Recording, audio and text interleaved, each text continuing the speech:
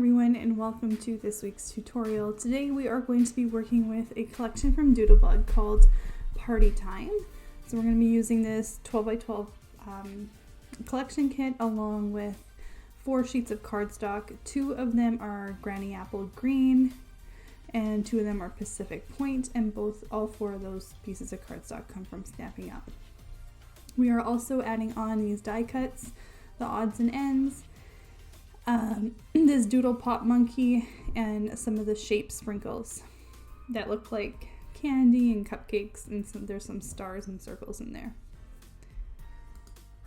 The 12x12 paper pack includes 12 sheets of double-sided pattern paper, and it also includes one 12x12 sticker sheet that you can see here. There's some big images along with some borders and things like that. So we're going to be doing cutting guide A today, which means that we're going to be making 4 single pages. So we're going to need 4 background papers and 2 accent papers. I quickly went through here and decided to take out these like journaling card pages, and we're going to put those to the side and use them on our pages a little bit later. I decided that I didn't want to use the borders, the strips there, so we're going to go ahead and use the back side, the plaid or that buffalo plaid kind of side.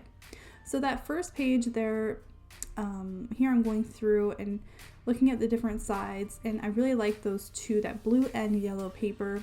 They both have more subtle background. I think they would work really well as background pages, along with this sort of like graph paper that is multicolored as my 3rd background paper. I really like this buffalo plaid paper as an accent paper. It's not directional and it incorporates all the different colors and will bring everything together nicely. I originally did pick this happy birthday paper as my 2nd accent paper, but my 2nd accent paper actually needs to be double-sided. So you have to like both sides of it, because on layout number 4, you actually use the back side of whatever paper you've chosen and you layer it on top of the front side of that same paper. So I'd originally really loved the happy birthday font, and so I wanted to use it as an accent paper, but then I kind of forgot about that initially, about having to use the back side, and I didn't like the back side of it because it's like brown and it has puppies on it. And then this confetti kind of paper I ended up choosing as my 4th background paper.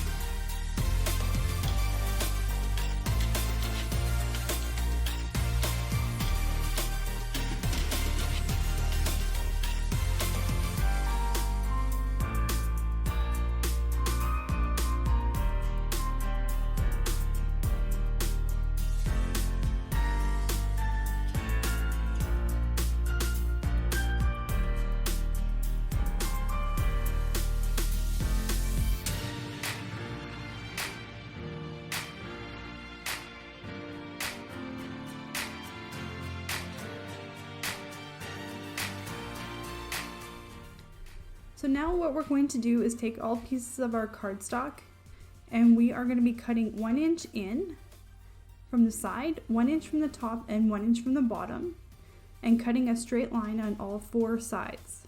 So what we are basically doing is cutting out a 10 by 10 inch square out of the center of this 12x12 cardstock. Our 1 inch border is going to be put into our piles, so there should be 4 or 6 piles, and then our 10 by 10 inch square that we just cut out is going to be put to the side, and we're going to be cutting them with another cutting diagram once we're done cutting out all these pieces of cardstock.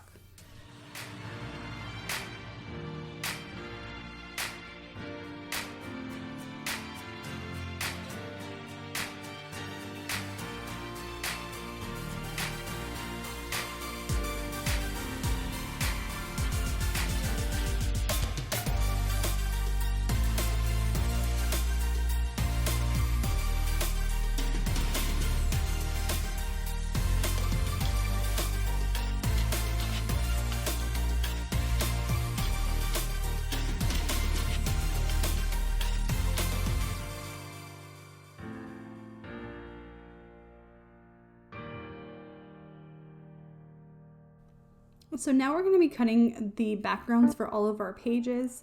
So when we're working with a single page layout, we want to cut both sides equally. So we're going to cut 0.5 inches off on one side, turn it 90 degrees and cut it 0.5 inches off on the next side. So basically we're creating an 11.5 inch by 11.5 inch square piece of paper.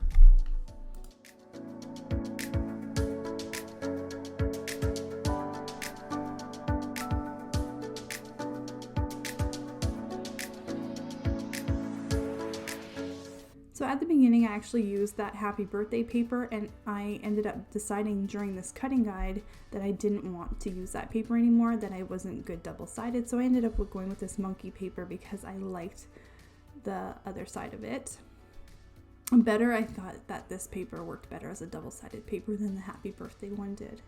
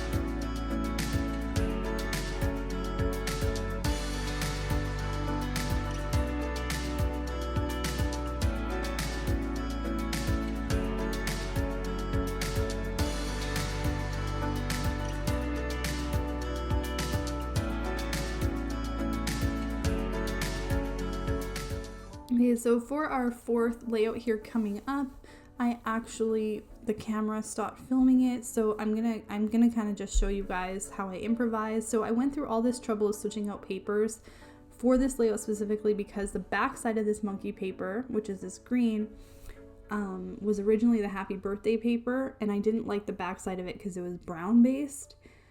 And so I switched out papers just for this specifically because I knew that we were going to have to use the back side of this paper to make this little strip. And in the end, I ended up deciding that I think it's too much of a distraction on this page for this particular color scheme, and I just decided to eliminate that little strip of paper anyways.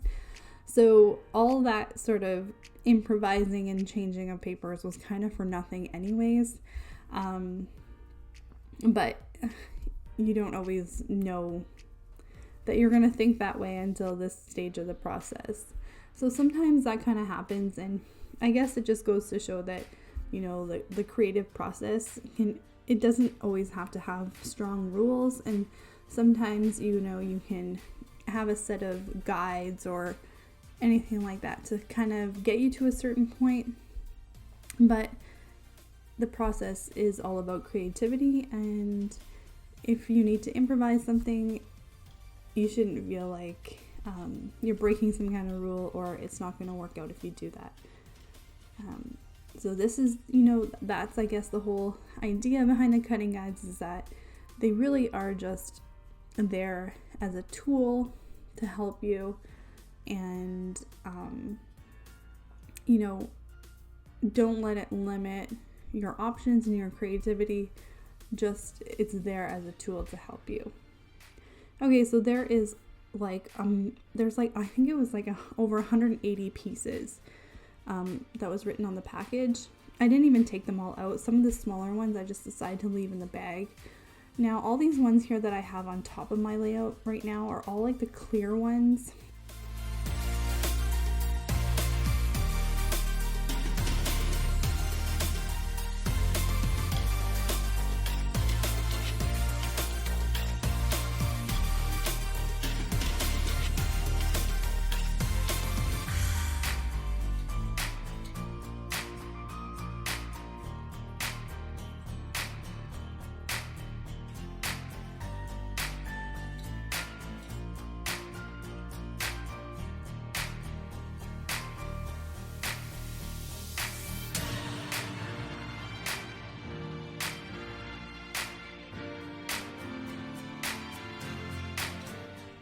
Okay, so I made a cluster area at the bottom of that 4x6 photo area with those presents, and I just kind of created a bunch of layers.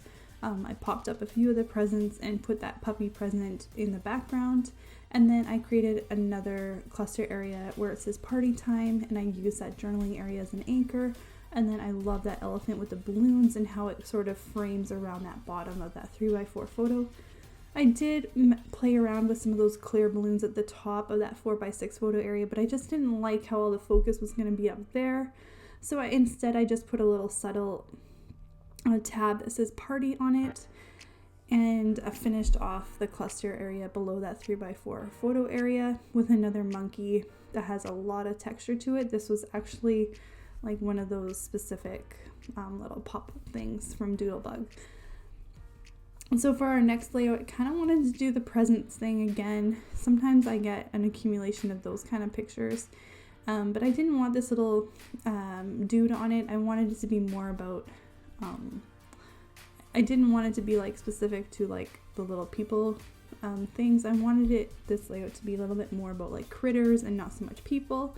So I just took him off of there, and then I'll hide the front of that wagon with a popped up present in front of it.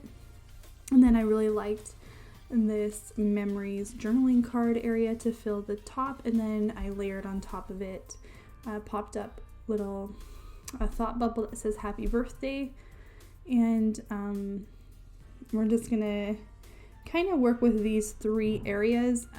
There is a big blank area on top of that 3x4 photo area, so I do want to incorporate a little bit more up there. I'm hoping that instead of creating a whole other area to focus on, that maybe it'll just sort of because I'm anchoring it next to that 3x4 photo, maybe it won't be too distracting. And then I love how this birthday bash strip from the sticker sheet, I like how the gray really stands out because it's kind of the only thing of that color on the page. And here I decided to go back and add a little bit more to that 3x4 photo area on the top, just because it's just, I don't know, when you see it in person it just seems really blank right there. I don't think I don't think I needed to do it, but I definitely wanted to. And then I love how we can use this banner. I popped up this banner that says party time, and put some stars around it. For our next layout here, we are going to, I really wanted to incorporate those journaling areas that were really long and tall. So I definitely had to move around like the pictures a little bit here just to find room for that long strip journaling. And then I love this little elephant that says celebrate big. It actually is a pretty big element. I mean, it fills up most of the underneath of that 3x4 photo area. And then I'm just going to kind of use some foam tape to add some elements around it that are a little bit taller than it, just to create some layering. This page was starting to look really kind of messy to me, I guess, in a way, with the birds on the top of that 4x6 photo area and that monkey with the balloon. And when I looked at the page, I just decided I didn't quite love how the two balloons looked like they were side by side. So I decided to kind of take away some of those elements and focus more on a just kind of like a big area of embellishments below those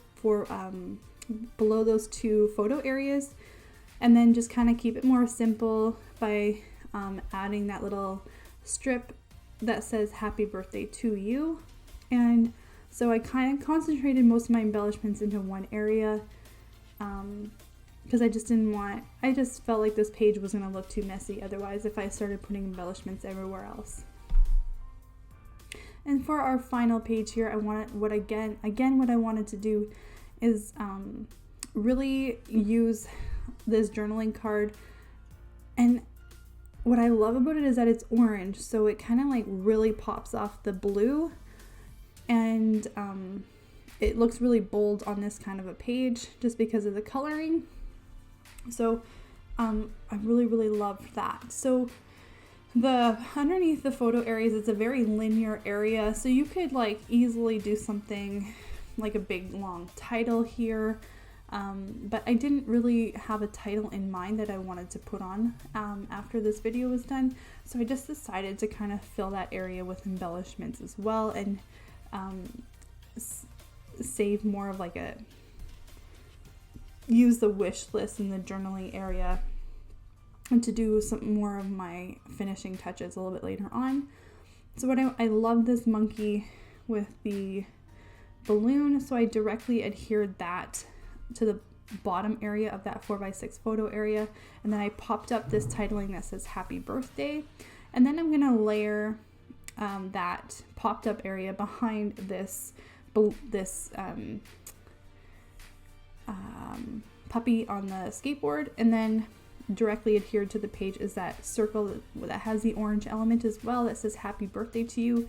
So I feel like I kind of created like a little bit of a triangle or with the orange color itself by adding that let's party thought bubble to the top, and then I just finished the whole layout off with some hearts scattered out throughout the layout.